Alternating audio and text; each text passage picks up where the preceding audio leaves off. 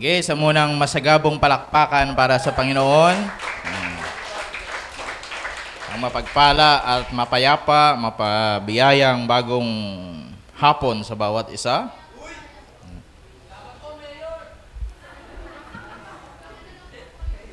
Kaya huwag niyong kalilimutan, panalangin ang ating bansa.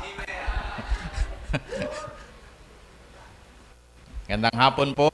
Ayan. Salamat tayo sa Panginoon sa mga bagay na ginagawa niya sa buhay natin at sa nakalipas na anniversary. Yan. Palakpakan muli natin ang Diyos. Yan. Bawat isa ay masaya. Alam ko po na tayo ay salamat sa mga tao na nagbigay ng panahon, ng effort. Yan.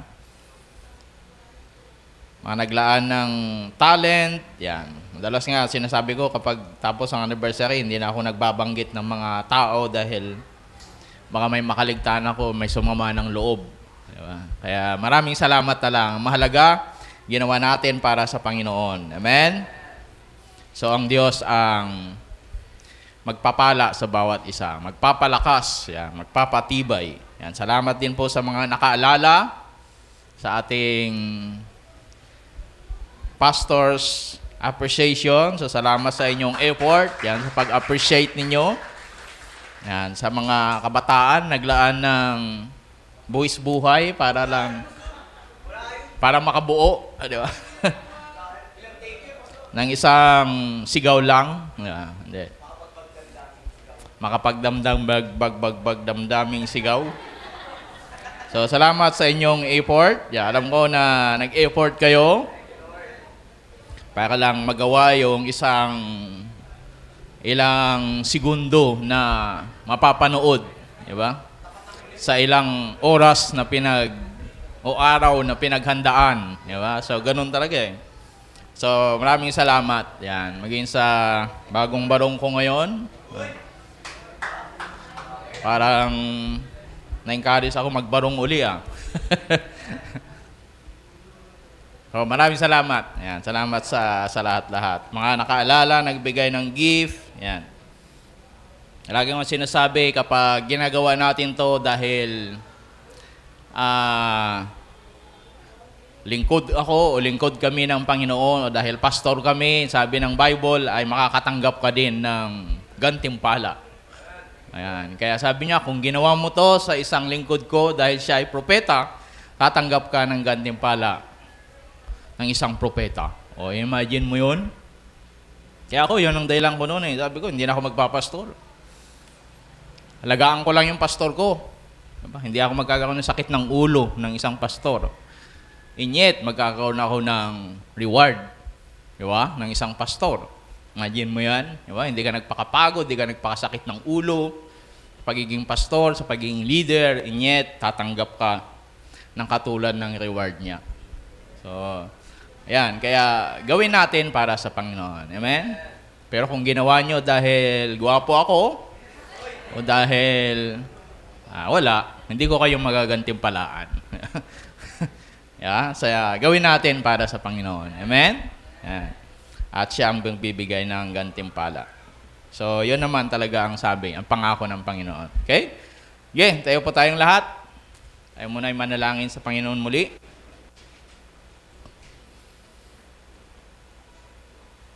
Yoko po tayo. Panginoon, kami po ay nagpapasalamat dahil Ikaw ay Diyos na mabuti at tapat. Salamat po dahil Ikaw ang aming nakilala. Diyos na hindi nakakalimot. Diyos na hindi patuloy na sumasama sa amin. Salamat sa iyong biyaya, O Diyos. Salita ay hindi sapat para kami lubos at ganap na magpasalamat sa inyo. Pero alam nyo ang laman ng puso po namin, higit sa salita, Panginoon. Kung paano ang puso namin ay lubos at ganap na nagpapasalamat, nagdiriwang sa iyong kadakilaan, katapatan sa buhay po namin. Salamat po sa iyong habag sa bawat isa. Ngayong hapon, narito po kami nakatayo sa inyong harapan. Kami na yung kinahabagan, pinili. Kami na yung tinawag. Lord, hindi po ang mga nakikinig ngayon, nanonood sa online. Lord, abutin mo po sila, Ho Diyos. Bawat isa po sa amin ngayon. Patunayan mo ang mga salita mo, O Diyos, sa sino mang tatanggap, maniniwala, gaya ng sinabi mo. You confirm it, Lord, your word. Your signs, wonders, and miracles. May gagawin ka sa buhay nila. Kung ito'y tatanggapin, paniniwalaan nila. At yan, Panginoon, patutunayan mo ngayong hapon sa sino man sa kanila. Kaya patuloy, hiling namin, Banal na Espiritu, pagbuksan mo ang aming espiritual na paningin, pandinig, marinig po namin ay ang tinig ninyo. Hindi ang tinig, hindi ang ingay ng sino man. Ayos namin, tuon ang aming pandinig sa inyo, Panginoong Hesus. Mangusap po kayo ng may kaliwanagan, kapangyarihan. Lord, alam mo, kilala mo siya, na ngayon ay nakikinig, nanonood, ngayon na narito sa lugar na ito. Kayo ang higit na nakakaalam kung anong kailangan niya. Hindi ko po alam, pero kayo alam po ninyo. Ngayong hapon, bilang iyong lingkod, Panginoon, ako po ay nananalangin, ako po ay humihingi sa iyo, Ama. Sa pangalan ni Jesus, Banal na Espiritu, kumulis ka sa buhay niya. Katagpuin mo ang pangangailangan niya. Kayo ang higit na nakakakilala sa kanya.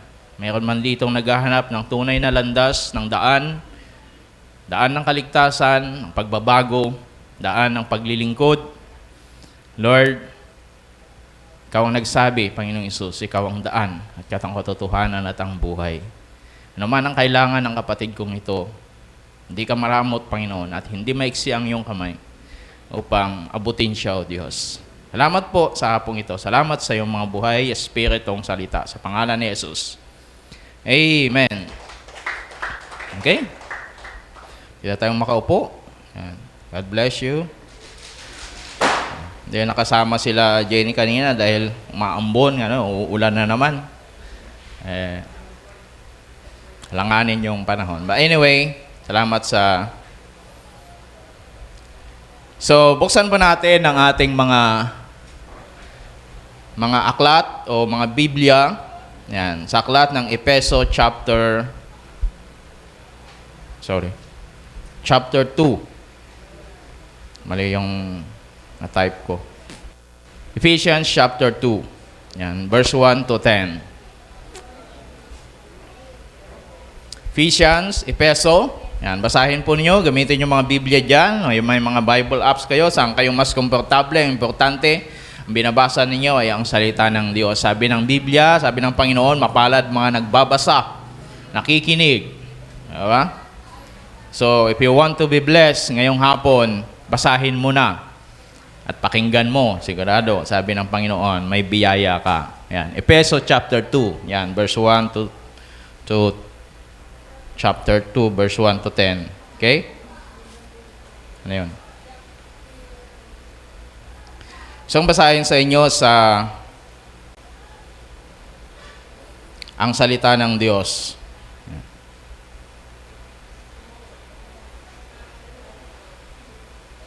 Sabi niya po dito, noong una, itinuring kayong mga patay ng Diyos dahil sa mga pagsuway ninyo at mga kasalanan. Namuhay kayong gaya ng mga taong makamundo. Sakop kayo noon ng kapangyarihan ni Satanas, ang hari ng mga espiritong naghahari sa mundo.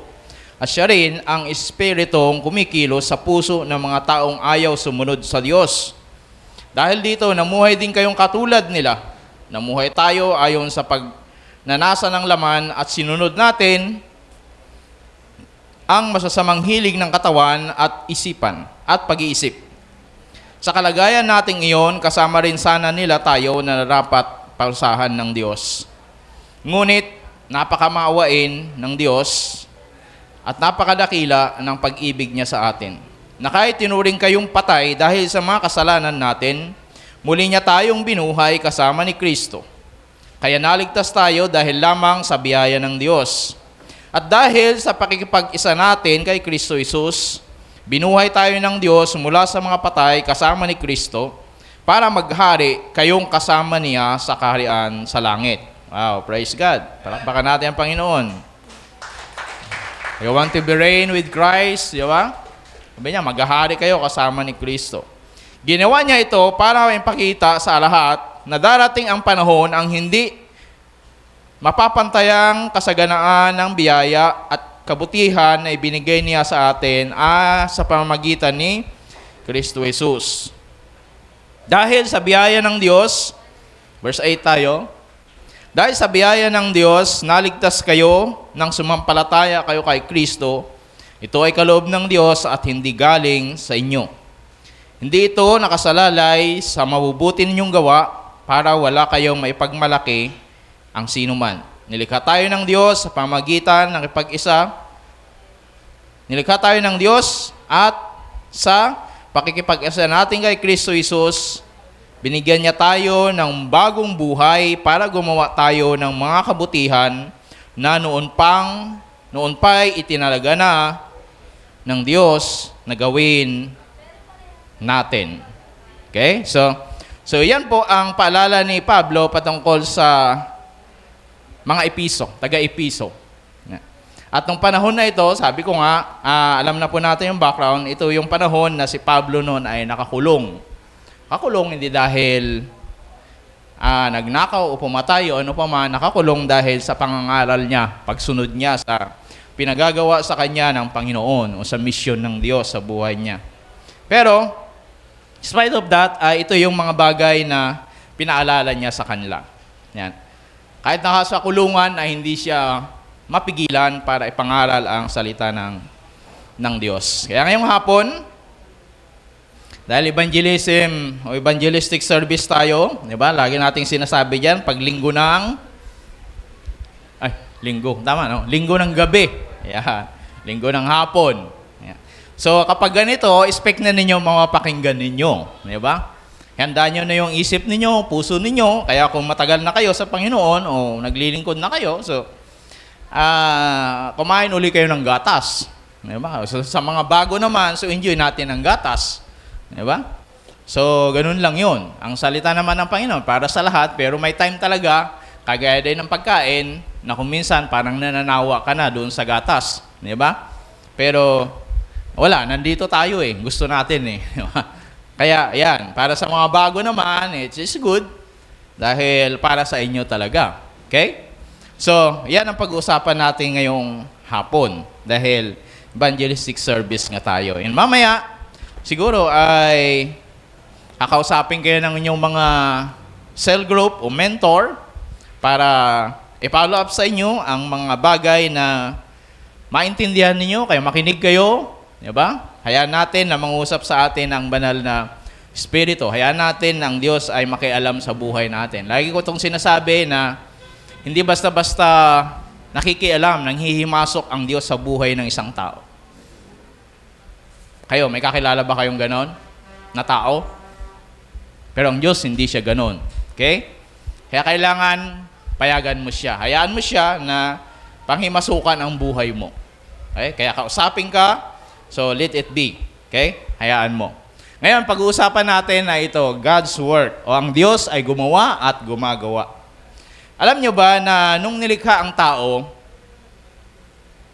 ang unang command sa kanya ng Diyos, sabi niya, work. Magtrabaho ka. Kaya ang trabaho, hindi yan sumpa. Di ba? Kaya kayo, mga kabataan, lalo na, siyempre, minsan tinatamad tayo magtrabaho, pero hindi yan trabaho, hindi yan sumpa. It's a blessing. At yan talaga ang trabaho natin. At yan talaga ang dahilan bakit tayo nilikha ng Diyos. Kaya sabi ng Panginoon, nung nilikha niya si Adan, sabi niya, trabaho ka. Work. Sabi niya. Wala pa noon hindi pa nagkakasala ang tao noon. Sabi niya, magtrabaho ka. So, unang trabaho, unang misyon ni Adan, binigyan lahat ng pangalan. Lahat ng hayop. Hindi madali yun, no? Lahat ng lalapit, di ba? Lahat ng buhay na umagapang, tumatakbo, lumalangoy sa dagat. Madali ba yun mag-isip? Sino ba dito ang 6 ang anak? Di ba kayo nahirapan mag-isip na ipapangalan? Sino dito? Wala ba? 6 ba anak niya, Nay? 5? 6, oo. 6 lang ha, hindi 6 na po. So, 6. So, nahirapan ba kayo sa bunso mag-isip ng pangalan? Hindi naman. Tanaw mo? Diba? 6 pa lang yan. Pilang na yung pangalan dahil nahirapan. No? Hirap naman, pilang na lang. Hindi. Dalawang litra na lang. Diba? So, imagine mo, ilan libo ba yung hayop? Diba? Hindi madali yun. Kaya siguro ilang buwan yun na nag-overtime pa si, diba? Pabigyan. Ito. Dahil ganyan ka, siguro, tigray ka na lang. Ikaw. So, tabi noon, ano man ang itawag ni Adan sa isang hayop niya, yun ang magiging pangalan niya. So, ang mga hayop ay nabibilang. Diba? May mga breed sila. At bilang lang. Kaya, ang tao ang nagbigay ng pangalan sa kanila, si Adan. Pero, ang sabi ng Bible, salita ng Diyos, ang mga bituin, ang Diyos ang nagbigay ng pangalan. Hindi mo kayang bilangin yun. Diba? Nabasa ko, sabi, oo nga, no? Ba? Billion upon billion. Kaya mo bang bigyan ng pangalan yon? Kaya sabi, ang Diyos ang nagbigay o tumawag sa kanila ng kanilang mga pangalan. Yan. Kaya alam nyo, kahit mga bituin, may pangalan din sa Diyos. Pero sa iyo, siyempre, hindi mo na matandaan yun. Yeah? Kaya sabi ko, talino, ayun. So, alam ng Diyos, hindi kaya ni Adan yun. Okay, so, yun ang unang utos sa kanya. Sabi niya, magtrabaho ka. Ayan. So, yun, magtrabaho siya. At alam niyo, ang trabaho, work is different from job. Diba? Kaya sabi niya, hindi niya sabi, this is what you do. Diba? Ito yung gagawin mo, hindi. Kung sabi niya, magtrabaho ka. Yeah? Work. Alam niyo, ang ibig sabihin ng work, especially sa Hebrew, ang ibig sabihin talaga niya to become. Yun ang ibig sabihin ng work. Kasi sinabi ng Diyos, ikaw na tao, magpakatao ka. Parang ganun. Kasi sinasabi niya, ikaw, gawin mo kung sino ka. Yan. Kaya ang work ninyo ay, ito yung meron kayo at kung sino kayo. Kaya mga job ninyo, pagdating ng panahon, magkakaroon kayo ng job, ng trabaho. Kasi sa Tagalog, hirap yung work saka job di ba? Pero, ayan, skill lang yan, develop. So may mga job naman na yun talaga yung work mo. Pero may mga job talaga na kahit ang laki ng sweldo ng isang tao, dahil hindi siya yon, hindi siya nagtatagal. Dahil tayo, lalo na kayo mga kabataan, nasa mindset niyo magtatrabaho ako para ano? Para kumita. Ayun lagi, ang mindset, di ba? Para kumita. Pero pag nandun ka na at kumikita ka na, pero hindi talaga yon, ang linya mo, hindi ka talaga doon, hindi ka magtatagal. I assure you, kahit tingnan ninyo. So, yan ang pinagkaiba, okay? So, ang work ninyo, ito yung habang buhay mo, walang retirement. Ang job, may retirement. Mag-retire ka, di ba? Then, gagawa ka na naman ng iba. Kagaya ni Kuya Rodolph, yan. Ang job niya ngayon ay security guard. Pero I believe, kahit maganda yung sweldo mo, kahit ako, hindi mo nasain na maging security guard habang buhay. Tama, Rodolph? Di ba? So, maghahanap ka pa rin. So, yun ang tandaan po natin. So, tayo nilikha para magtrabaho. At kung sino tayo. Yan ang dahilan. Bakit tayo nilikha ng Diyos? Yan ang kadahilan. Okay? So, ang Diyos ay mapagtrabahong Diyos din kasi. Kasi nilikha tayo sa wangis ng Diyos. Tama? Kaya kung nawawala yung image ng Diyos sa buhay natin, nagiging tamad tayo. Hindi yan. Kasi nawawala yung imahe ng Diyos. Yan, kaya nagiging tamad. Ayaw magtrabaho. Ayaw gumawa. Yan, sabihin na lang natin, ayaw gumawa. Ang dapat niyang gawin. Pero, hindi yun ang imahe ng Diyos. Yan. Imahe niya, mapaggawa. Kaya ang Diyos hindi tumitigil sa paggawa. Hanggang ngayon, gumagawa siya. Alam niyo ba yun? Yan. Okay? So, una, yan, ay gumawa ang Diyos para sa iyo. God's work for you. Yan una. Basahin natin, sabi niya kayan, SB, but God being rich in mercy because of the great love which He loved us. Yan. Para sa'yo. In the past, you were spiritually dead. Because your sins are the things you did against God. Sabi niya, nung una, mga patay kayo.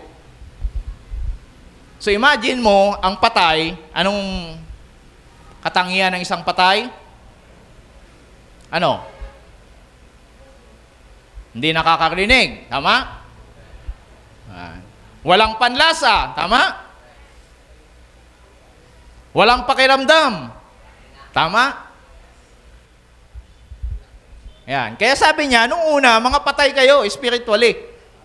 Yan. Kaya ang tao, pag ipinanganak, di ba? Yan, sabi niya, ang tao na hindi tumanggap o naniwala kay Kristo ay patay na tao. Yan. Tawag diyan, zombie. Di ba? Patay na buhay. Kaya ang mundo, punong-puno ng mga zombie. Hindi lang yun sa movie. Lumalakad, but spiritually dead. Automatic yun. Kaya ang tao, kapag namatay siya, physical, hindi mo natatanungin kung saan pupunta yan. Siyempre, tayo lang nagsasabi, di ba? Parang pampalubag loob na lang. Di ba, nasa Panginoon na yan. Ay, sorry to say, hindi ko hangad na saktan yung damdamin, di ba? Ng mga, lalo na yung mga pumanaw ang mahal sa buhay. Pero, yan ang realidad. Yan ang katotohanan. Dapat nating tanggapin. Diba? Dapat nating malaman. Kasi yan ang totoo. Diba? Kaya minsan, yun na nga lang. Minsan, sige, magkita-kita na lang tayo sa kabilang kalsada. Sa kabilang buhay. Yeah. Pero sigurado ka? Diba? Dapat, yun ang tanong natin. Kaya sabi niya, nung una, mga patay kayo. Spiritually dead. Kaya ang tao, kapag namatay, wala si Kristo, automatic na yan. Saan siya pupunta? Wala nang paanghel-anghel, wala nang padasal-dasal. Kasi patay na siya. Kaya ang katangian ng patay, sabi ko sa inyo kanina, hindi nakakarinig. Kaya ang tao na hindi nananampalataya, hindi tumanggap kay Kristo, hindi yan nakakarinig spiritually. Kaya tingnan nyo, walang pakialam, di ba? Hindi, kahit nakaupo dyan, hindi niya narinig. Napapakinggan lang niya, pero hindi niya narinig.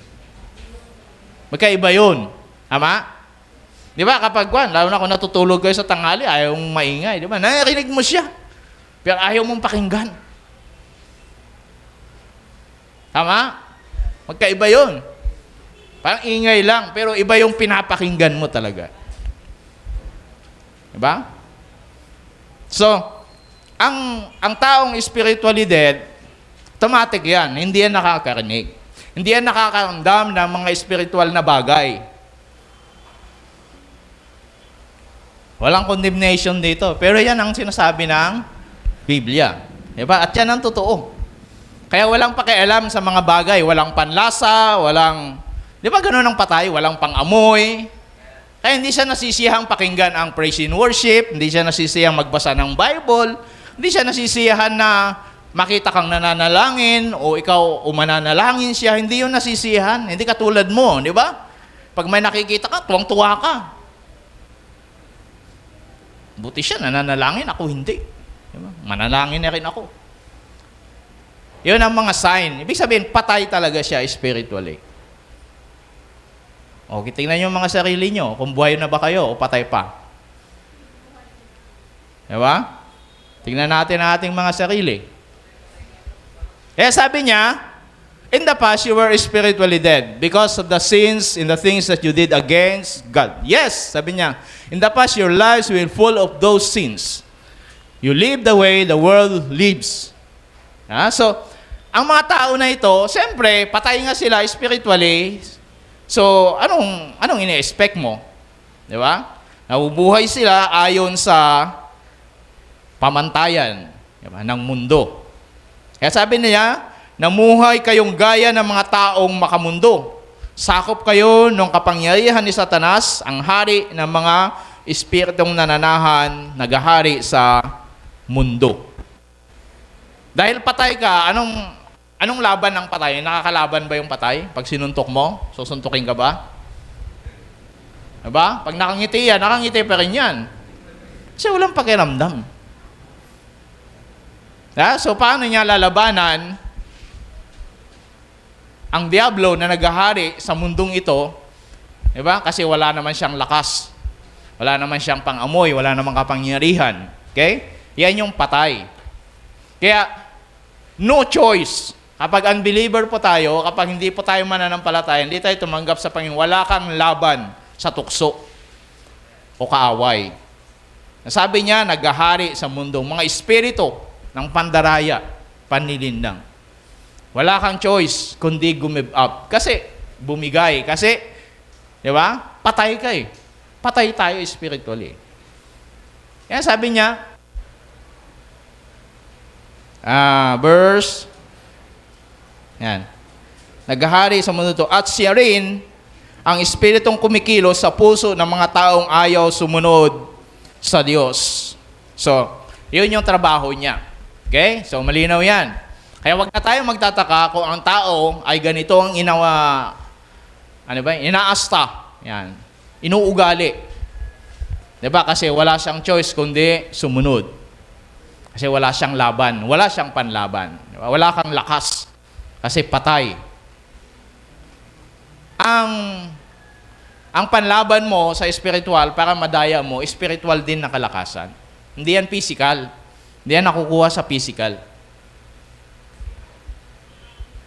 Kaya noon, isang pag-aaral ang ginawa nila nung panahon pa ni Ramos yata yon. Sinimulan nila yung transformation. Ano bang tawag nila doon? Sa mga pulis. Ang tawag doon parang ganun, values formation. Yan.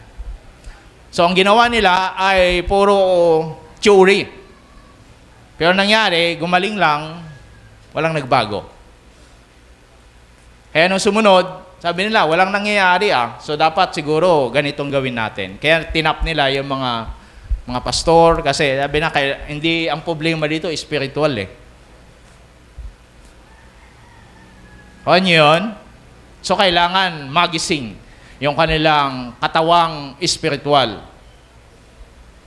Kasi ang tao, mayroong tatlong bahagi. Ano yun? Soul and spirit. Yun ang pinagkaiba natin sa hayop. Tandaan niyo yan, Kaya kahit sabihan ka na hayop ka, asal hayop ka, etc., etc., hindi ka hayop. Kasi may tayong pinagkaiba sa kanila. Okay? Ang hayop, may body lang at saka espiritu. Yung espiritu, yun ang nagbibigay ng buhay sa body niya. Kaya pag namatay yung hayop, wala na. Pero tayo, meron tayong soul. Body, soul, and spirit. Yun ang pinagkaiba mo. Yan ang pinagkaiba. Kaya tayo, meron tayong moralidad. Tama? Kahit na masyado tayong nagiging liberal na ngayon, meron nga ako napanood na isang talk show ba yun? Sabi niya, huwag kayong magtataka. Isang araw, makakasalubong ka, nakabra na lang na babae. Hindi na, di ba? Ngayon pa lang. So, malaking challenge. Sabi niya. Ay, ngayon pa lang di ba? Labas yung puso, buti kong malinis. Ang lalakas ng loob. Maglabas ng mga bilbil. Sorry. Di ba? Pero sabi na, darating ang panahon. Hindi na ganon. Hindi lang sa beach makakakita ka ng nakabrang babae. Kahit sa kalsada na. Kahit saan na. Di ba? Baka, yun ang pinaka-worst. Di ba? Nakatupis na. Pero, what? Di ba? Yun yung sinasabi natin na, bakit? Ito yung standard ng mundo. Kaya sumasabay sila sa standard ng mundo. At ito, ang mundo na ito ay pinaghaharian, ang mundo na ito, ang naghahari, ang kumikilos ay ang kaaway, ang Satanas. Kaya wala kang panlaban. Diba? Kaya pag medyo disente ka na, tumanggap ka na sa Panginoon, medyo nahihiya ka na rin na, ay, yung damit ko. Diba? Kahit gustong-gusto mo, at gusto ko magsuot ng ganito Gusto ko ipakita yung body, soul, and spirit ko Kasama kaluluwa at balon-balunan. Pero dahil kahit gusto mo, lalo na kung may nagregalo sa'yo, ito, damit mo, Ano, yung bagay sa'yo. Pero dahil meron ka ng spiritual, yan, napapaglabanan mo. Sige, pantulog ko na lang to. Di ba? Hindi na pang pasyal. Di ba? Kaya sabi niya, dati, namuhay din tayong katulad nila. Yan. Namuhay tayo ayon sa pagnanasa ng laman at sinunod natin ang masamang hilig ng katawan at pag-iisip. Sa kalagayan nating iyon, kasama natin sana sila, kasama rin sana nila tayo na nararapat na parusahan ng Diyos. Yung nila na binabanggit doon, yung mga espiritu, si Satanas at ang kanyang mga kampon na naghahari. Kaya alam niyo ang impyerno, ginawa ng Diyos hindi para sa tao. Tandaan niyo yan. Dahil ang Diyos hindi galit sa tao kahit kailan. Tandaan niyo yan. Amen? Kaya ikaw, sabihin mo sa katabi mo, hindi ka para sa impyerno. Yeah, sabihin mo. Tanim mo sa kukuti mo. Tanim mo sa kukuti mo yan. Hindi ka para sa impyerno. Dahil ang impyerno ginawa ng Diyos para sa demonyo. At ikaw, hindi ka demonyo. Oh, sabihin mo, hindi ka demonyo. Kahit may sungay ka. Kahit may buntot ka.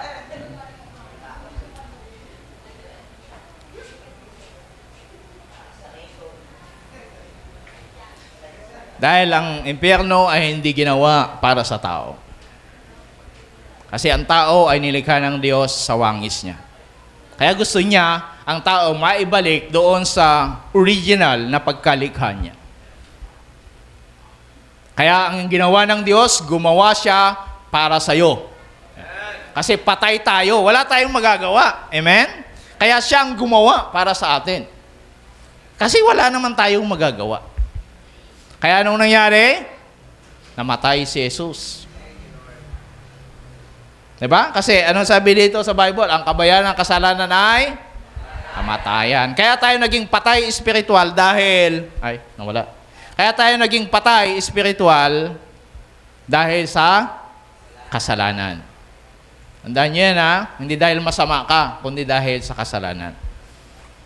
Hindi dahil sa iyong ginawa, kundi dahil sa kasalanan. Amen?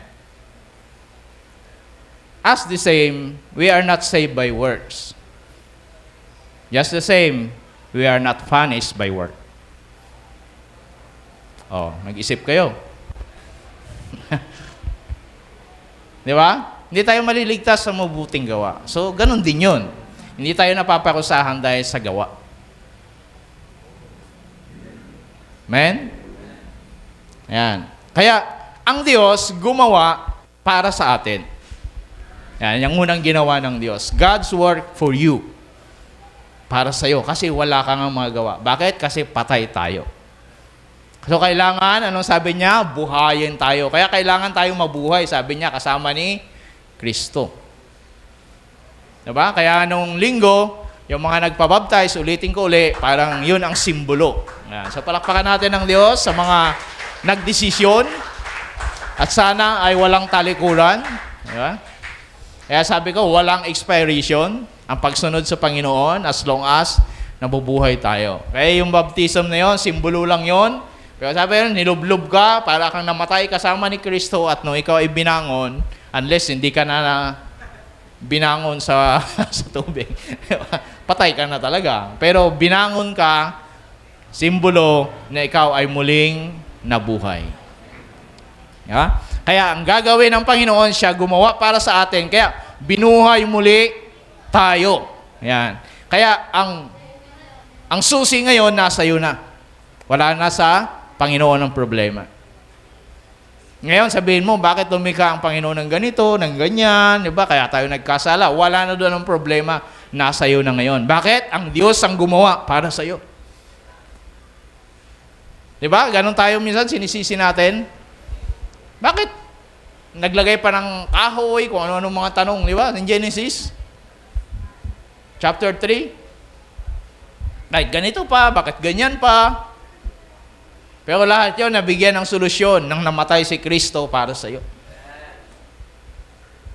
Kaya siya ang gumawa kasi wala naman tayong magagawa. Bakit? Kasi nga, mga patay tayo. Bakit tayo namatay? Dahil sa bunga ng kasalanan. Kasi ang kabayaran ng kasalanan ay kamatayan. Ayan. Okay? Ayan. Ngunit, sabi niya, verse 4, ayan, sabi niya, following the ruler of the power. Ayan, Pangalawa, ayan, verse 4, but God reached His mercy because of the great love with which He loved us. Even we were dead in trespasses, made us alive together with Christ. By grace you have been saved. He raised up with Him and seated us in Him in heavenly places in Christ Jesus. So, siya ay namatay at tayo ay muling bubuhayin. Kaya tayo ngayon, spiritually dead, ay nagkaroon ng panibagong buhay. Yan. So, yan yung sabi niya. Sabi niya rito, ngunit napakamaawain ng Diyos at napakadakila ng pag-ibig niya sa atin. Na kahit tinuring tayong patay dahil sa mga kasalanan natin, muli niya tayong binuhay kasama ni Kristo. Yan. Kaya naligtas tayo dahil lamang sa biyaya ng Diyos. At dahil sa pakikipag-isa natin kay Kristo Jesus, binuhay tayo ng Diyos mula sa mga patay. Binuhay tayo ng Diyos mula sa mga patay kasama ni Kristo para maghari tayong kasama niya sa kaharian sa langit. So, para mabuhay ka, ito ngayon yung solusyon. Kaya nga, para sa'yo. Works, gumawa siya para sa'yo and then, gumagawa siya para inyo. So, kailangan tanggapin mo siya ngayon. Gusto mo mabuhay ngayon, spiritually? Mula sa iyong pagkamatay, gusto mo mabuhay? Diba? Nasa iyo ang susi. So, kailangan, sabi niya, makipag-isa kay Kristo. Ibig sabihin, sumunod ka, magtiwala ka, tanggapin mo siya, and then, ang Diyos gagawa sa buhay mo. Inyo. Kaya yung panahon, kaya madalas ko sabihin kapag nagpapatanggap ako sa Panginoon, yung araw na ito ang tandaan mo. Kasi ito yung araw na muli kang pinanganak. Kaya nga born again. Pag sinabing born again o pag sinabing ipinanganak, may bagong buhay. Di ba?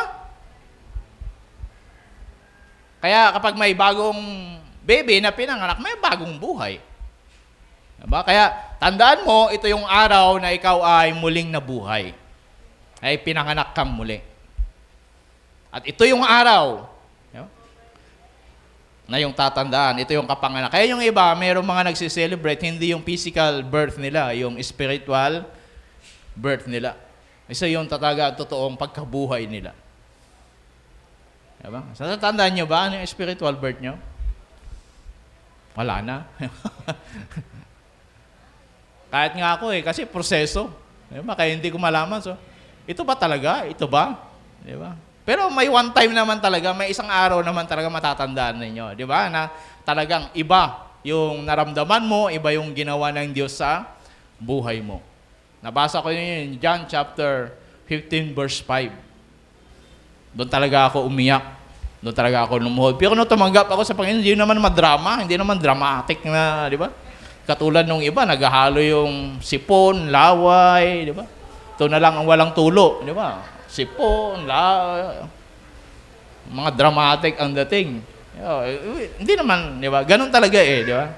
Meron talaga yung mga ganon, yung segundo, minuto lang, di ba? Parang nag-turning point agad yung buhay niya. Pero meron naman yun talagang proseso lang. Talagang process, it takes time. So maging matyaga lang tayo. Amen? Mga iba, naiinip na kayo. Hindi naman ako nagbabago, pasimba-simba ako. Hayaan mo lang, di ba? Keep on. And keep on open your heart. Ang Diyos ang gagawa para sa iyo. At sa iyo. Kasi hindi natin yung kaya. Is in you. Pag binuksan mo na yung puso mo, andito na ang Panginoon, sinabi mo, Lord, pakialaman mo ng buhay ko, ayusin mo ang buhay ko. magtatrabaho siya ngayon sa buhay mo. Pero unless hindi mo pinayagan yan, hindi ka mabubuhay. Spiritual. Kaya yung iba proseso. Kaya huwag kayong mainip. Yeah? Pero kailangan magpatuloy tayo. Patuloy lang. Keep on. Wag give up. Ang Diyos hindi gi-give up sa'yo as long as nandiyan ka. Tandaan mo yan. Hindi ka tatalikuran ng Diyos. Basta lumapit ka sa Kanya, hindi ka itataboy ng Diyos. Yung iba kasi kapag, di ba, tayo, nafe-fail tayo sa ating goal sa buhay, dapat 2022, mapayat na ako. Daming goal, yung pa no? Tapos, diba, hindi nangyari, i-give up ka na. Diba? So, ganun din yun ang Panginoon. Huwag mo lang tatalikuran ng Diyos, sigurado ko sa iyo, kapatid. Hindi ka tatalikuran ng Diyos. Siya nga ang unang gumawa para sa iyo eh. So, hayaan mo na siya na gumawa in you. Sa buhay natin. Okay? At sabi niya, kaya naligtas tayo dahil lamang sa biyaya ng Diyos. Yan. Hindi ka naligtas dahil mahal ka ng Diyos. Are you there? You are not saved by the love of God. By the grace of God. Kasi kung love lang ng Diyos, you know, love is a justice of God. Kaya lahat ng tao mahal ng Diyos, pero hindi lahat ng tao saved. Are you there? Because you are saved by grace. Tandaan niyo yan, ha? Mahal ka ng Diyos, yes, mahal ako ng Diyos. Pero that's not mean you are be saved. Mahal tayo, mahal ng Diyos. Amen? But you receive the grace of God. Grace is the way, ang biyaya, ang pag-ibig ng Diyos, ito yung justice ng Diyos. Kaya nga may impyerno. Dahil gusto niya, yung mga masasama, maparusahan. Dahil mahal niya ang mga tao. Kaya nga ginawa ng Diyos ang mundo, ginawa ng Diyos ang impyerno hindi para sa tao. Dahil mahal ka niya. Mahal tayo ng Diyos. Amen? But love is not enough. We need the grace. Ito yung gumawa ng paraan ng Diyos para tanggapin ka. Kaya we are saved by grace through faith in Christ Jesus. Tandaan niyo yan, naligtas tayo sa biyaya ng Diyos. Hindi sa pagmamahal ng Diyos, sa biyaya ng Diyos. Sa pamagitan ng pananampalataya. So, dapat may kasama yon. Kasi kung love lang, love talaga ng Diyos. Kahit wala kang gagawin, mahal ka pa rin ng Diyos. Lahat ng tao na nakikita mo, mahal yan ng Diyos. Amen? O, tandaan niyo yan, ha? Mahal kayo ng Diyos. Pero hindi ibig sabihin, mapupunta ka na ng langit o ligtas ka na. Hindi ibig sabihin ganun yun. Kaya we are saved by grace. Kaya paulit-ulit nabasa nyo, di ba? Ephesians. That's a fresh revelation. Di ba? Magkaroon tayo ng kapahayagan. Kasi lagi natin minsan sabihin, hindi, mapagmahal ang Diyos. God is love. Totoo yun. God ay love. He's the character. Hindi niya sinabi God has love, kundi God is love.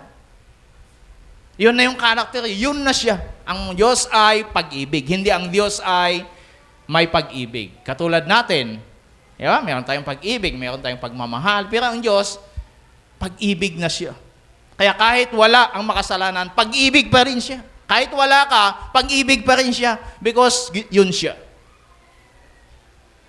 Amen? Naintindihan natin?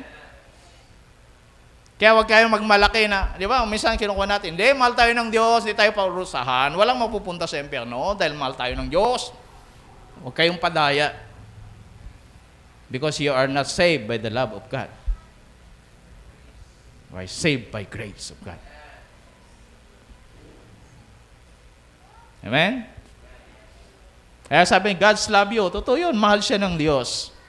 Pero hindi ibig sabihin. Yeah? Kaya, malaga na maintindihan natin. Kaya ang book of Ephesians, basahin niyo sa 10th chapter na yan, ilang beses binanggit ni Pablo, paalala, sabi niya, we are saved by grace. Minagtas tayo dahil sa biyaya. Okay? Kaya muli niya tayong binuhay kasama ni Kristo, kaya naligtas tayo dahil lamang sa biyaya ng Diyos. At dahil sa pakipag-isa natin kay Kristo Jesus, binuhay tayo ng Diyos mula sa mga patay kasama ni Kristo para maghari tayong kasama niya sa kaharian ng langit. Ginawa niya ito para sa ipakita niya sa lahat sa darating ang panahon ang hindi mapapantayang kasaganaan ng biyaya niya at kabutihan na ibinigay niya sa atin sa pamagitan ni Kristo Jesus. We are saved by grace and mercy, kaya masagana ang habag ng Diyos. Ang mercy naman, yung habag ng Diyos, ito yung patuloy na tumatanggap sa atin. Kaya kahit Kristiyano ka na, may Kristo ka na sa puso, tatanggap ka na sa, hindi ibig sabihin perfect ka na, hindi ka na nagkakasala. That's why there is mercy of God. Kaya kahit na nagkasala tayo, kaya kahit si Pablo, di ba, sinama niya yung sarili niya, sabi niya kahit tayo gumagawa, nagkakasala. But because of mercy, kaya pag lumapit tayo sa Panginoon, pinapatawad tayo ng Diyos dahil masagana ang kanyang habag. Kaya huwag kayong matakot lumapit sa Diyos. Amen? Nagdamog ka sa nanay mo. Tapos may youth fellowship. Hindi na ako magbungatin ng youth fellowship. Kasi guilty ka. Sinagot-sagot ko yung nanay ko kanina. Huwag niyo sabihin, huwag niyo gagawin yan, ha? Pero pupunta ka sa church. Bakit? Para sabihin mo, Lord, gusto kong magbago. Hindi natin kayang baguhin yun. Kailangan natin ang Panginoon. Amen? That's why God worked in you. Kaya ang Diyos ay gumagawa sa iyo. Ngayon, dito na tayo. Ibig sabihin, kasama mo na siya. Tinutulungan ka na niya. Kaya sabi na, with God, all things are possible.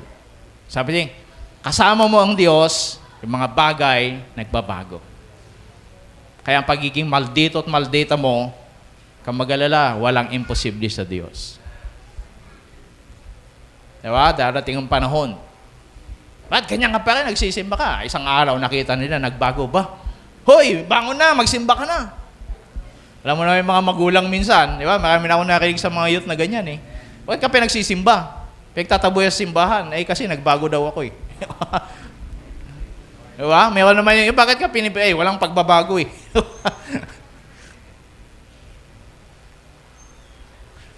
Hindi ko na daw siyang minumuray. Ang isang lalaki noon na butangero.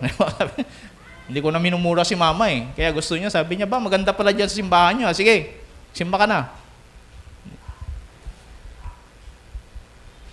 So, pero alam niyo, ulitin ko, hindi yan natin magagawa. Hindi natin kayang magbago kung hindi natin kasama ang Panginoon. Kaya works in you. Hinahayaan na natin siya ngayon. Tutulungan tayo. Na baguhin, ayusin. Di ba? Ang ating sarili. So yan yung proseso. Una, gumawa siya para sa'yo. So kailangan tanggapin mo yon, kilalanin mo. Yan ang susi lang doon. Hindi lang siya gumawa, tapos wala na, automatic na, hindi ho ganun. Kaya nga, grace tayo. Diba? Ang gagawin mo, kilalanin mo, tanggapin mo. Pagkatapos nun, nandito na siya, pinapasok mo na siya, and then, magpatuloy tayo. Hayaan natin siya na kumilos sa buhay natin. Lahat tayo may mga madidilim na nakalipas sa buhay. Amen? Mas mapalad ka kung mas bata ka pa, nakakilala sa kanang sa Panginoon. Diba? Ibig sabihin, hindi na masyadong dramatic yung buhay, diba? Kabataan mo. Mas enjoy na. Mas maganda yung mga memory mo. Alam nyo, minsan, sa pagtandaan ninyo, ang pinakamagandang balik-balikan yung mga memory nyo sa buhay. Kaya nga yung iba, mahilig Dear Diary. Diba? Yun yun? Diyan, Charo. Kasi masarap balikan yung mga memory na magaganda. Amen? Nagdrama-drama ako sa church noon. Ito ang araw ng aking pagsasayaw sa aming church anniversary. Ayun, mga ganun na ako. Yeah. At ito rin yung araw na nakita kong nanood sa akin.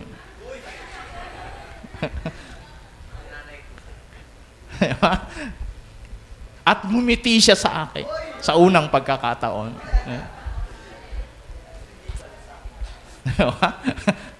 Yung pala yung nasa likod ko ang hiningitan. Anyway. Yan yung mga memory na magaganda. Di ba? Kaya nga, you are blessed kung mas maaga nakakilala kayo sa Panginoon. Yung adventure nyo sa buhay, mas masaya. Yung adventure nyo sa Panginoon, kasama ng Diyos sa inyong buhay bilang kabataan, mas masaya. Di ba? Hindi yung, ito yung araw na nilatyag ako sa kulungan. Di ba? Tinatuan yung aking puwit dahil pinagtsapan ako. Gusto ba yung mga ganong memory? Ito yung araw na sinapak ako, kaya mayroon akong balat dito sa ulo na napakalaki. Di ba? Ayun, mga gusto nyo memory, may pilat ako sa ulo. Ang isang kabataan nito noon, ayaw magpagupit ng maiksi ang buhok. Bakit ayaw mo? Sabi ko, ay papasok siya ng Ang dami kong piklat sa ulo eh. Baka sabihin nila, loko-loko ako noon. Ay nagkagalis ako ng bata eh. Diba? So, yan ang mga magagandang memory. Amen? Yan. Kaya palakpakan natin ang Panginoon sa buhay ng mga kabataan. Yan. Yan. Magpatuloy lang kayo. Diba? Mas masarap mag-adventure kasama ang Diyos. Iba ang saya kaysa saya ng mundo. Diba? Yan yung magaganda. Kaya sabi niya, masagana ang biyaya. Yan, ang kabutihan na ibinigay sa atin ng Diyos sa pamagitan ni Kristo Jesus. Kaya alam nyo, ang Diyos gumagawa sa buhay natin, hindi dahil sa kung anuman, kundi dahil kay Kristo. Walang magagawa ang Diyos. Sasabihin ng Panginoon, huwag kang may inis sa anak mo na yan o sa kapatid ko na yan, namatay ako para sa kanya. Kaya alam nyo, siya ngayon yung ating advocate. Kaya nung namatay siya, pumunta ng langit, bumalik sa langit, hindi para magpasaya uli ng buhay. Umupo siya sa kanan ng Diyos, sabi doon, at ngayon, namamagitan para sa atin. Imagine mo yan. May nagmamalasakit sa'yo. Kaya nalimutan ka na ni pastor, ng mentor mo, hindi ka na na-follow up, etc., etc. Huwag mong kalimutan, may nagmamalasakit sa'yo. May nagsasabi, huwag kang may inis dyan. Namatay ako para sa kanya. Amen? Kaya kung hindi ka na pinalo up, ikaw nang umatin, ikaw nang magpalo sa sarili mo. Bakit? Atin ako. Atin ako sa church. Fellowship ako sa youth. Kasi may Kristo, mayroon doon si Jesus. Kaya sabi doon, ang tanging tagapamagitan sa Diyos at sa tao ay sino? Yan, si Jesus Christ lang. Hindi si Maria, hindi si Pope, hindi si Kalungsod. Si Jesus. Is the only. Siya, sabi doon, ang taging tagapamagitan sa Diyos saka sa tao. Bakit perfect siya na mediator? Bakit? Kasi nagkatawang tao siya, bagamat Diyos siya. Di ba? So, ibig sabihin, mas naintindihan niya yung pagiging Diyos ng Diyos, naintindihan niya yung pagiging tao ng isang tao. So, perfect mediator siya. Kaya tingnan nyo, kapag may mga hostage taking, sino nakapanood ng mga ganong drama, maliban sa movie? Di ba? Inahanap nila, di ba, yung kakilala niya, sabihin nyo, nakakaunawa sa kanya, nakakakilala sa kanya. Kaya niyo yun? Ay kung ikaw, halika nga dito, dumaan ka lang doon, halika nga dito. Bakit? May nag-hostage, sige nga, kausapin mo nga. Payag ba kayo? No, hindi ko kilala yun eh. Bakit sama pa ako ng hostage? Di ba? Hanapin nila yung mga tao na nakakakilala sa kanila. Alam nila kung sino siya. Kaya isa perfect mediator. Kaya walang sino man na pwedeng mamagitan sa Diyos at saka sa tao. Wala kahit sino. Si Kristo lang. Siya lang ang pwede. Kasi siya yung nagkatawang tao at the same time, Diyos. Okay? Hindihan po natin yon. Kaya kahit anong sabihin nila, huwag kayong give up. Huwag niyo sabihin, hindi. Kasi si Jesus, nagkatawang tao na Diyos. So, naintindihan niya yung pagiging tao mo. Kaya nga sabi doon, lahat ng area ng buhay niya, tinukso siya. Nakanasan niyang matukso, katulad mo at katulad ko. Ay, nakanasan niyang matukso, ay tinukso pala. Nakanasan niyang tinukso. Kaso lang, hindi nagpatukso na tulad natin. Diba? Minsan natutukso tayo. Pero siya, nakanasan niyang natukso din, pero hindi siya nagpatukso. Ibig sabihin, hindi siya bumagsak, hindi siya bumigay sa tukso. Kaya hindi siya nagkasala. Kaya ang temptation is not a sin. When you fall, di ba? Bumagsak ka, bumigay ka, yun ang kasalanan. Okay? Kaya nakita mo 1,000, wala kang pera. Alam mo naman na kuwan, di ba? Kukunin mo. Yo, isip mo. Natutukso ka ngayon. Yun yung temptation, di ba? So, hindi ibig sabihin, hindi ibig sabihin, nagkasala ka na noon. Pag kinuha mo na, ayun na. Yeah, kayo magigilty. It's a normal na matukso. At tinutukso. O natutukso. Ano ba? Paano? Temptation. Di ba? Pero huwag kang give up. Ayan. Huwag kang bibigay. Pag bumigay ka, ayun, kasalanan na yun. Okay? So, malinaw lang. Lalo na sa mga bago. Minsan, magigilty kayo. Di ba? Kita ko yung ganito, ganyan. Guilty ka na, di ba? Eh, mga ganun kuminsan eh. Alam mo kasi yung guilty feeling, minsan yun yung talagang matinding kalaban mo. Kaya yun, maraming mga lumalayo at tumatalikod sa Diyos. Wala namang nagbabago sa akin, natutukso. Ano ba? Natutukso. Nagnanasa pa rin ako. Ano na lang. Pero ganun pa yun, pangit talaga Tagalog eh, no? Anyway, pero huwag ka lang gigibay. Huwag ka lang bibigay. Ayan. Huwag kang... Ayun na. Alam nyo na yun. Dahil pagkabas mo pa lang dyan, meron ng tukso. Di ba? Yan. Kahit si Jesus sabi niya, pero ang pinagkaiba niya, hindi siya nagkasala na tulad natin.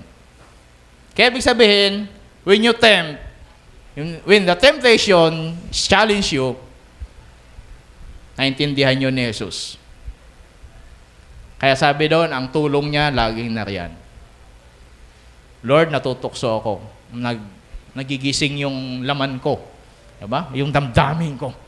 Naamoy ko yung pabango niya. Alam ko, ito yung galit ko. Ito yung nagchismis sa akin. Diba? Alam ko, ito yung kon eh.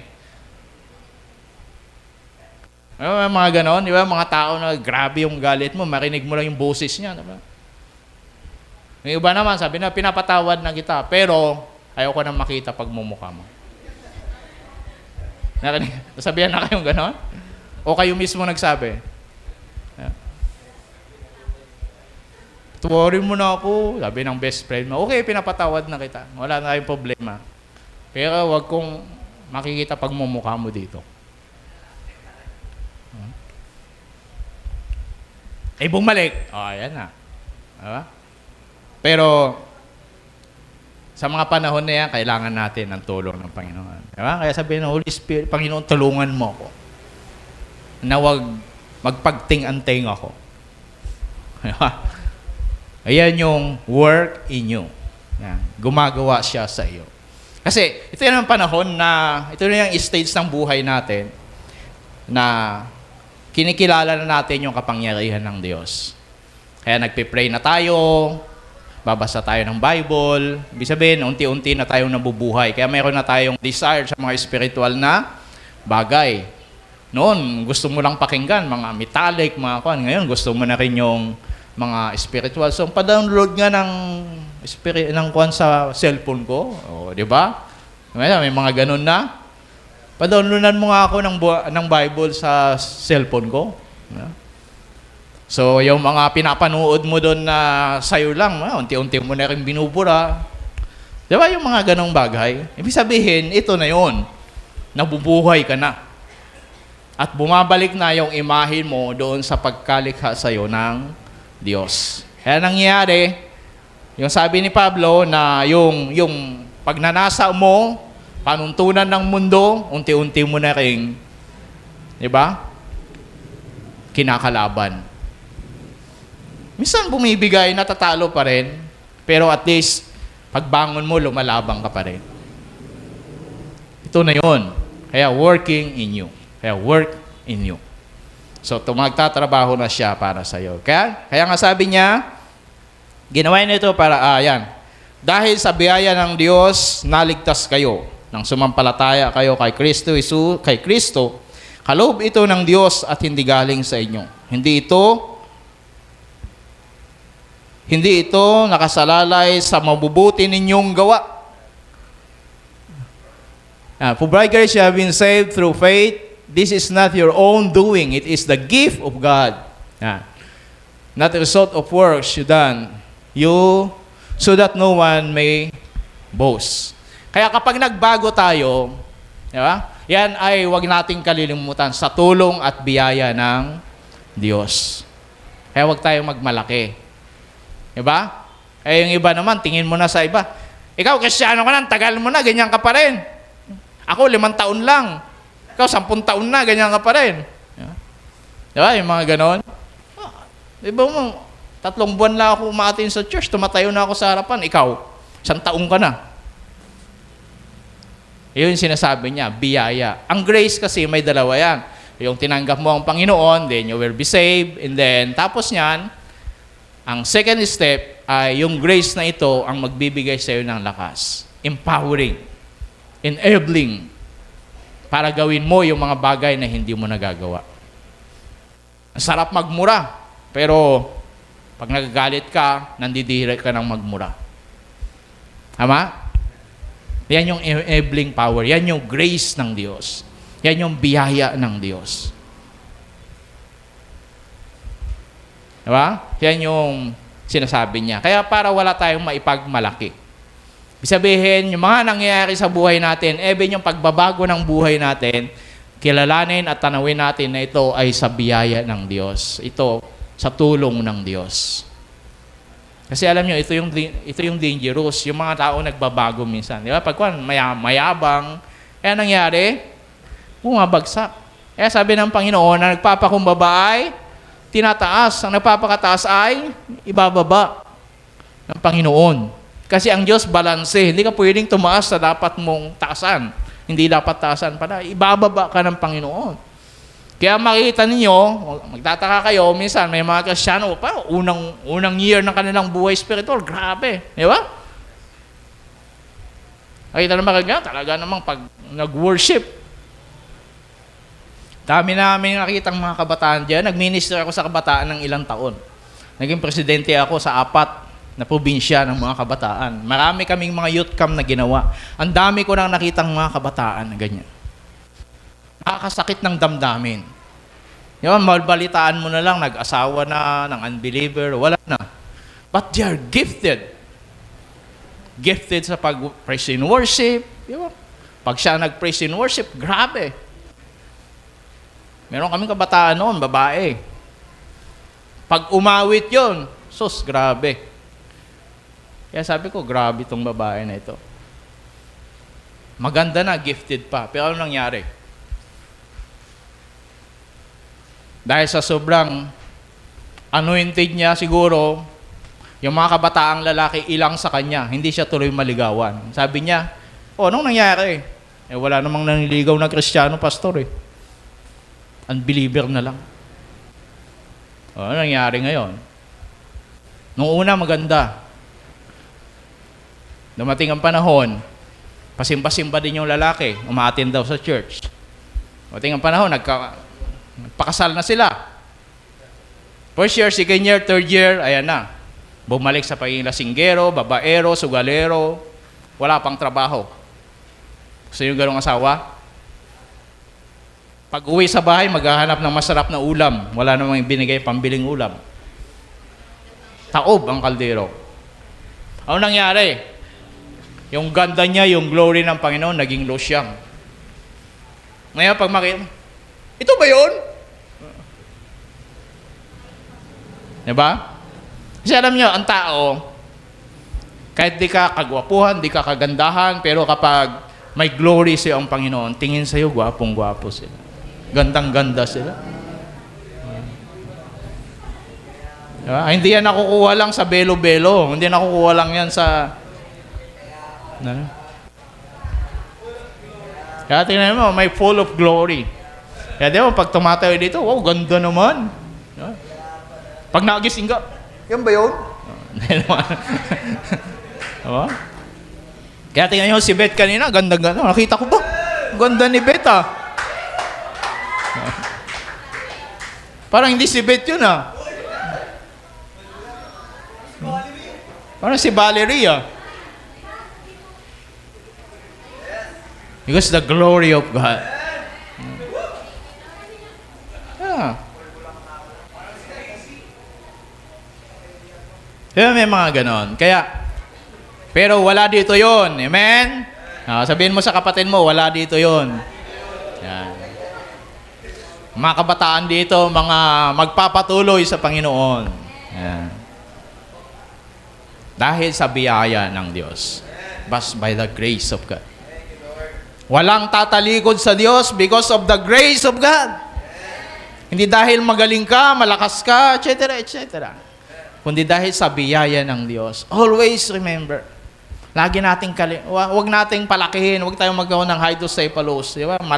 Lalaki yung ulo ninyo. Thank God, ginagamit tayo ng Panginoon. Give glory to God. Salamat, Panginoon, for the privilege. But that's only by your grace. Kaya sabi ni Pablo, by the grace of God, I am what I am. Yeah.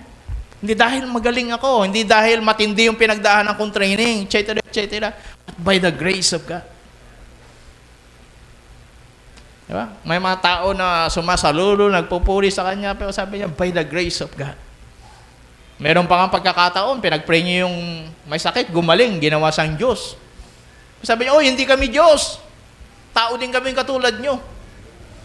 Huwag niyo kaming luhuran, huwag niyo kaming sambahin. Ay, kung ikaw kaya, isipin mo nga kung gano'n, di ba? Ano kaya? Tatanggapin mo? But by the grace of God. Pero kung isipin mo, this is by the grace of God. Biyaya ng Diyos. Di ba? Kaya yan sabi niya,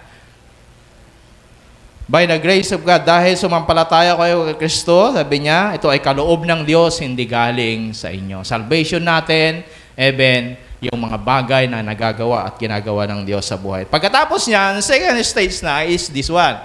Ay, yan. Through you. God's word through you. Ito naman, siyempre, gumawa na siya para sa iyo, and then kasama ka niya gumagawa. Pagkatapos noon, gagawa naman ang Diyos sa pamamagitan mo. Yan. Kaya tayo co-worker ng Diyos. Kaya sabi doon, kamanggagawa tayo. No? Imagine mo yan. Ayun. Nagtatrabaho ko sa opisina. Sino pa? Siyempre, wala pa dito siguro. Di ba? Pag dumating ang panahon, nagtatrabaho ko sa opisina. Tapos, kasama mo sa opisina. Co-worker mo. Si Marian Rivera. Nag-retire na sa business, showbiz eh. Yeah. Di ba? Proud na proud ka? Kaya pag sinabi na, kailangan mo si Marian. Oo, siyempre, office work ko yan eh. Sabihin, kapag kilala yung tao na kasama mo, di ba, sa trabaho, proud ka. Kahit hindi naman ikaw yun. Di ba? Proud ka. Di ba? Tatrabaho sa call center, biglang nakita mo sa call center, di ba? Kasama mo pala sa, ano bang tawag doon? Account mo. Di ba? Kasama mo pala sa account. Sabi, ikaw pala yan.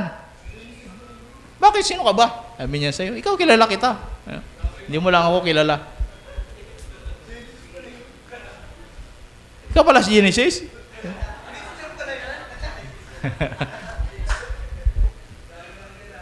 Proud, di ba? Kaya pag uwi mo, siguro kukwento mo, alam mo, yung account namin, kasama ko doon. Diba? Ito yung kasabaho ko. Alam mo ba si ganito? Hindi ko kilala eh.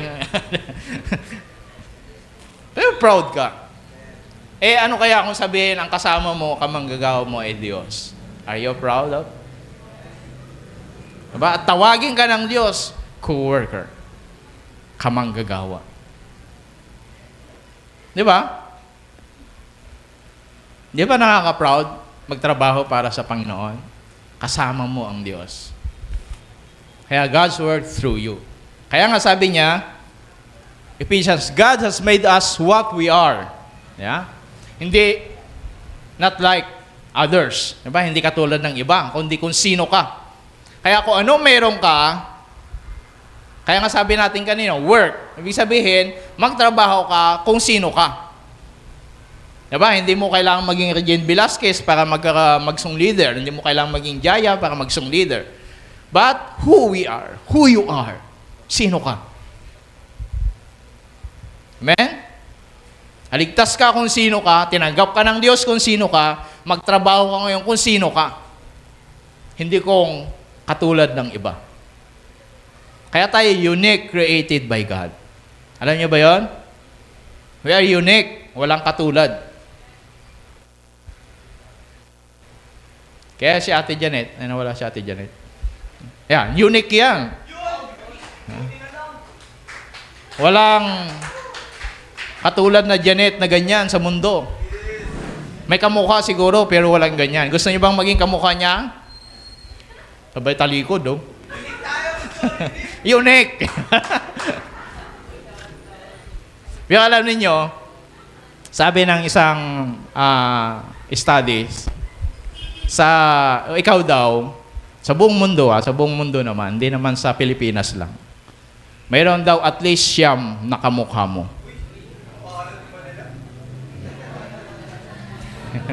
Kaya ako, meron akong kamukha. Yeah, meron. Napagkamalan. Kaya ang mahirap kung yung kamukha mo ay hoodlum. May kamukha ako. Yeah, totoo yun. Yung kamukha ko na yon, estudyante siya, tapos nag-aral, and then nagtrabaho.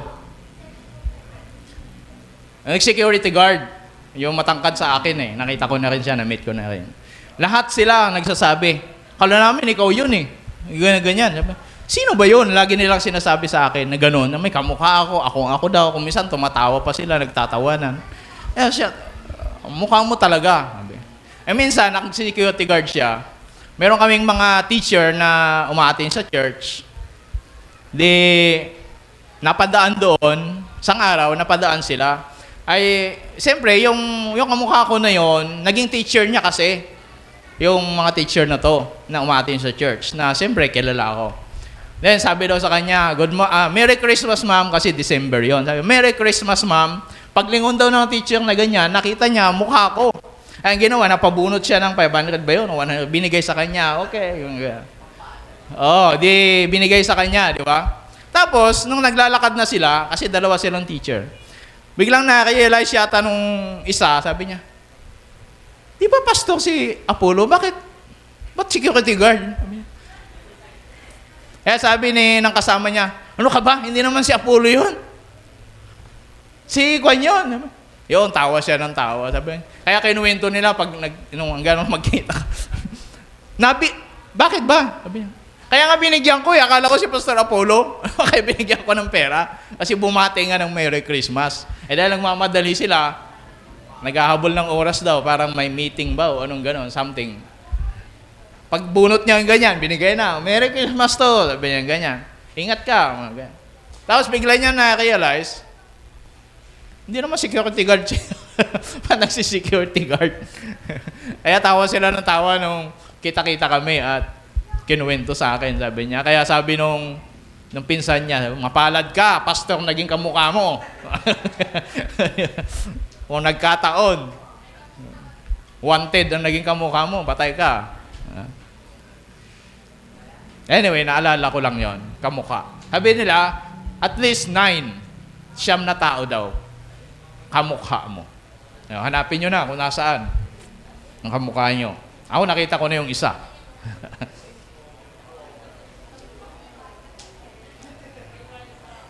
Yan. Sabi niya, God has made us what we are in Christ Jesus. Kaya lahat ng bagay, nakikita man o hindi, sabi ng Bible, nilikha sa pamagitan ni Kristo. Because Jesus is the Word. The Word is God. Yan. Kaya, lahat ng nakikita mo, pati yung katabi mo ngayon, pati ikaw, nilikha ka dahil kay Kristo. Tandaan mo yan, ha? Through Christ. Kaya sabi niya, we are created in Christ Jesus. Nilikha tayo sa pamagitan ni Kristo at para kay Kristo. Through Christ and for Christ.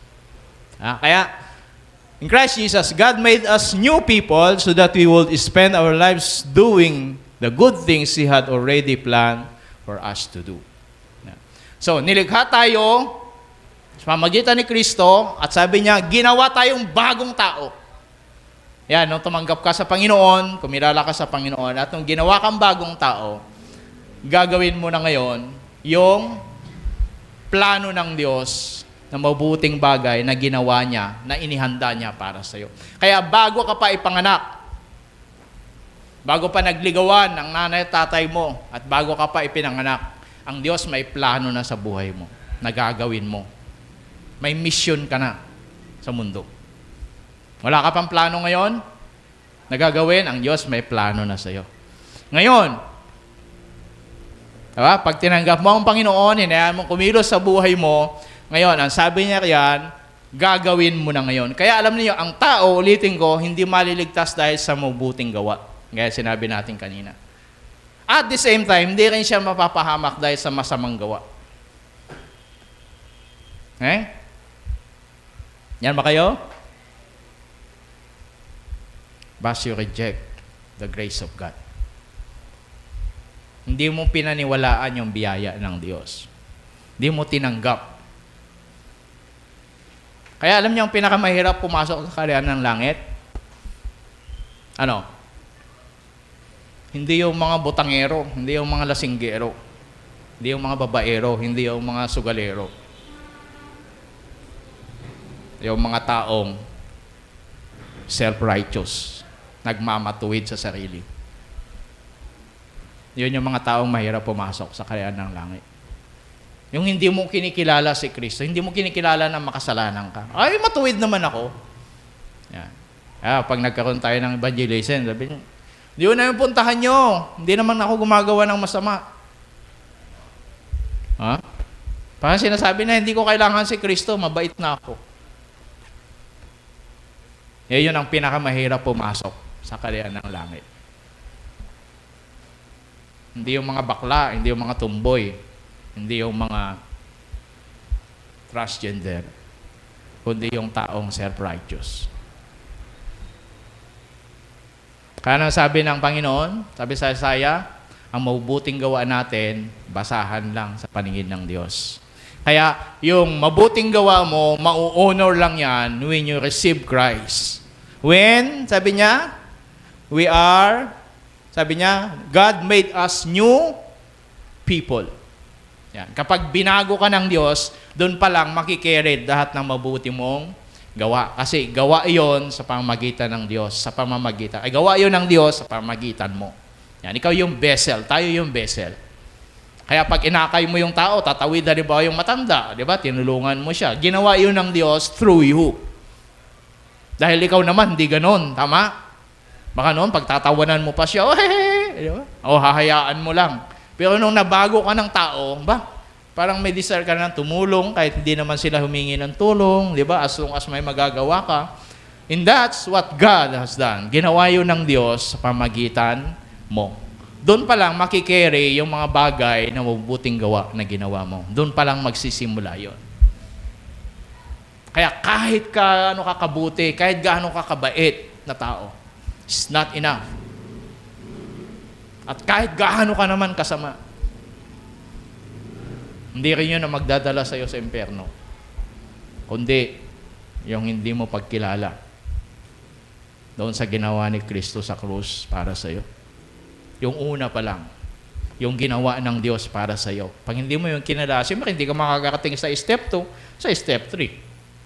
Diba? Dapat makapasa ka, una pa lang. Amen? So tandaan natin yan. Kahit gaano kasama yung tao, huwag nating husgahan. Impyerno ka na. No. Dahil baka isang araw, kagaya nung uncle ko doon sa La Union, sabi niya, nung hindi pa ako nagsisimba, sila yung laging sundo ng sundo sa akin. Nung nagsimba na ako, sila naman ngayon yung wala. Sila naman yung sunduin mo, nagagalit pa. Umiiyak yung, parang, diba, noon, maniwala ka dyan. Yung may mga ganon-ganon. Halika, inuman tayo, halika ganito. Pero, pinagtiyagaan siyang sunduin, puntahan sa bahay, diba? Follow up. Nung bumalik na, nung tumanggap na sa Panginoon, naglingkod na sa Lord, yung mga nanonood sa kanya, wala na. Yung kinaiiyak niya, kinalulungkot niya. Kayo, may mga ganon ba? Wala pa naman. Siya yung sipag-sipag magsundo sa'yo. Dumating ng panahon, saan na yung nagsusundo sa akin? Saan na yung nag-i-evangelize sa akin? O saan na yung nagpatanggap sa akin? That's so sad. Nakakalungkot. Pero sana huwag mangyari sa atin. Amen? I pray.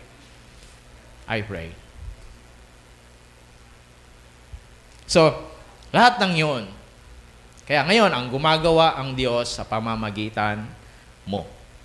So, doon na rin nakikerried. Tinatanggap ng Diyos yung mabubuting gawa mo. Dahil bagong tao ka na. At ginagawa mo na ngayon yung mga bagay na inihanda ng Diyos na dapat mong gawin. Are you there? Doon pa lang.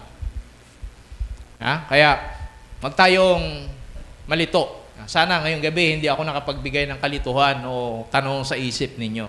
But if you ask something, kung mayroon kayong mga gustong tanong, you're welcome. Tanong lang po ninyo. Mas maganda yung nagtatanong kaysa nagmamarunong. Tama? Napakinggan ko kay Pastor Ed Lapis, sabi niya, mas maganda yung magmukha kang ignorante ng 5 segundo kaysa ignorante habang buhay. Minsan nakakaya. Mga kasama namin noon sa namasyal doon sa Makati. Sabi niya, tanong na tayo. Ba't ka magtatanong? Mahalata tayong taga-probinsya. Sabihin nila, hindi natin alam dito. Kaya sabi ko, yung mga taga dito nga, tanong ng tanong eh. Taga dito na, ikaw pa. Ay, ganun ba, Pastor? Oo!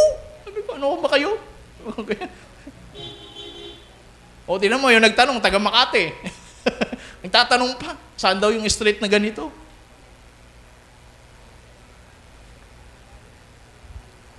So, ba tayo mahiyang magtanong? Amen? Hindi naman natin ibig sabihin masasagot natin lahat. Siyempre, sasagutin niya ng Panginoon sa pamagitan ng mentor mo, sa pamagitan ng ate mo, ng kuya mo, pastor mo. Yan. Sila ang ginagamit ng Diyos. Lahat tayo pwedeng gamitin at gagamitin ng Diyos. Are you willing? Handa ka lang magpagamit sa Panginoon. Hindi lang sa pag-share. Maging sa ginagawa natin sa church. Yan. Pagsayaw nyo para sa Panginoon. Di ba? Sa church. You do it for the Lord, then God will dance through you. Ang Diyos ay sumasayaw sa pamagitan mo. Akala nyo hindi sumasayaw ang Diyos. Yeah? He loves music. He loves dancing.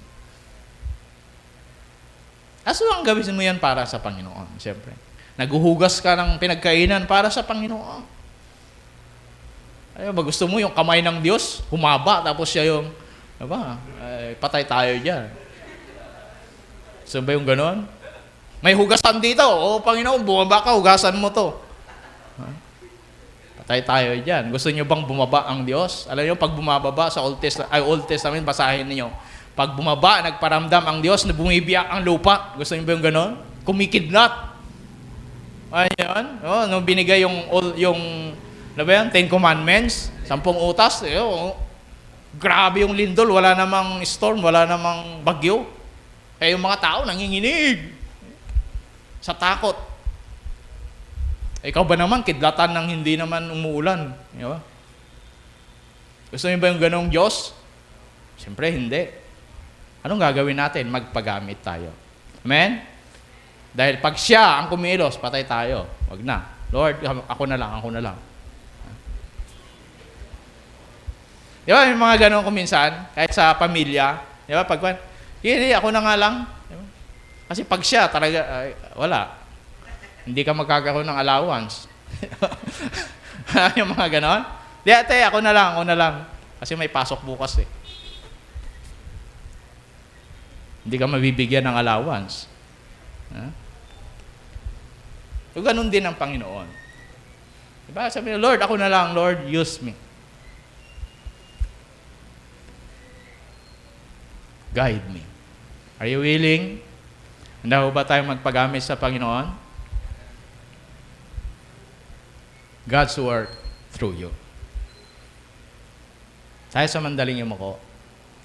Patuloy nating kausapin ang Panginoon. Lord, narito ako. Ayan. Kung tumanggap ka na sa Panginoon, ayan ang obligasyon mo. Pag hindi pa, kahit anong kabutihang ginagawa mo, useless yun sa Diyos. You need God. Ngayon, ako po tayo.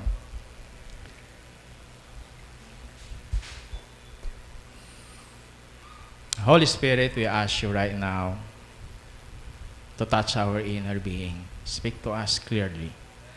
Kasapin mo po kami ng maliwanag. Saan mo kami tinawag? Saan mo kami tinalaga? Meron kaming iba-ibang mga gawain. Pero hayaan mo na kami maging kamay, paa, mata, bibig po ninyo. Narito po kami, Panginoon. Pero kung meron man, O Diyos, sa ngayon na hindi pa kumikilala, tumanggap sa inyo bilang Panginoon, tagapagligtas, hindi pa tinanggap ang ginawa mo sa krus ng Kalbaryo. Lord, kausapin mo po siya. Maging malinaw sa kanya na kailangan kanya sa buhay niya. Kahit anumang gawin niya sa buhay, mawawalang saysay kung wala ka. Let it be, Lord. At kung mayroon man dito naman, mga nag-i-struggle, tumanggap na sa iyo. Kinilala ka na. And yet, maraming mga challenge pa sa buhay na kanilang kinakaharap. Sino man siya, kabataan man, matanda, nanay, tatay. Ngayong gabi, Holy Spirit, I ask your anointing, I ask your power. Fill him, fill her, Lord. Puspusin mo siya na yung kapangyarihan. Palakasin niyo siya, Panginoon, sa panahon ng pagharap niya sa lahat ng hamon na kanyang nakakanasan. Lord, narito ang buhay namin. Use us. Alisin mo lahat ng balakid at hadlang para kami maging kagamit-gamit ayon sa nais mo. Habang kami nabubuhay, gamitin mo ang buhay namin para lang sa iyo. Salamat po, Diyos, sa hapon na ito. Salamat sa iyong mga salita. I pray, mga salita mo ito, silyuhan mo na yung banal na dugo, Panginoong Isus. So, humahayaan na manakaw ng kaaway. Pagkat ito, magkaroon ng saysay, kabuluhan at bunga at mapatunayan namin sa buhay po namin. Salamat po, Banal na Espiritu, ang aming dakilang tagapagturo. Sa pangalan ni Jesus, Amen.